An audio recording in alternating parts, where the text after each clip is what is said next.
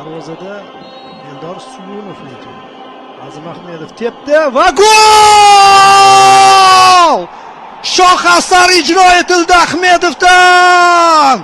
Pushka deb ataladi. Darvozabon to'g'ri tushuntiryapti. Men yoshligimda ham zo'r paytlarim ham bu zarbani qaytara olmasdim. To'g'ri tushunlaring degan ma'noda. Azim zarba yo'lladi lekin. Hisob mana buni dahshatli.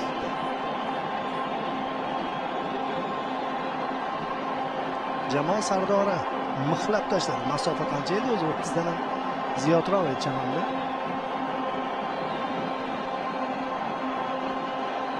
Bum qilib turib yo'lladi bu zarbani. To'p borgani sayin ozgina ko'tarilib, yo'nalishini ham o'zgartirib, darvozabonni mutlaq karaxt ahvolga tushiradi. Yaxshi paschalar bilan chiqyapti jamoa. Uzatma kirsa bo'ladi va uzatma to'p darvoza to'rida. Tan olaylik, mana shu 3 daqiqada Neftchi bitta gol tugul yana bittasiga ham haqli va oxir oqibat urdi o'sha golini.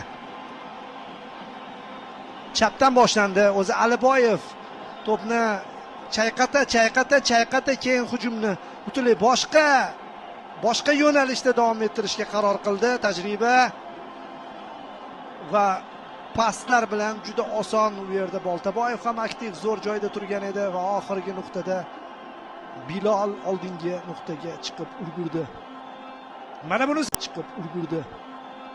Mana bunisiga nima deysiz?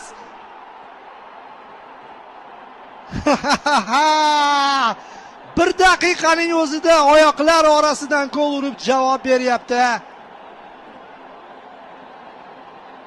Navbahor Ruslanbek Jiyanov. Neftchi futbolchilari bu vaziyatda hakam kutib turdi. Hech qanaqa ofsayd yo'qligini bilganidan so'ng yon chiziq hakamining bayroqchasi ham ko'tarilmadi. Jiyanov o'zining golini juda chiroyli tarzda nishonlamoqda. Yana Navbahor oldinga chiqib oldi. Shou davom etadi. Vodiy derbisida shunaqa shou bo'lishi kerak edi.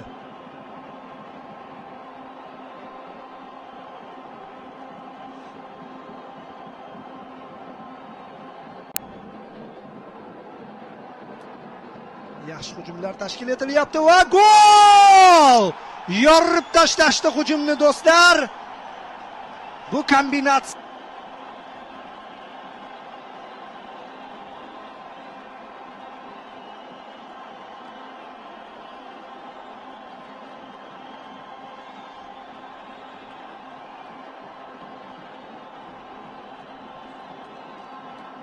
Muhammad Ali G'iyosov.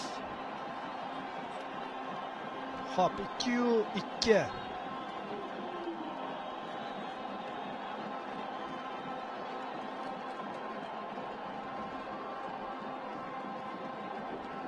Juda zo'r hujum bo'ldi. Shu tomondan tashkil etilgan hujum. Xato. Xo'sh. Super snagashibatelniy derdi rus sharhlovchilari bo'lganda. Marushich javob berdi menimcha Azim Ahmedov. Farg'ona ahli butunlay bayramni boshlab yubordi.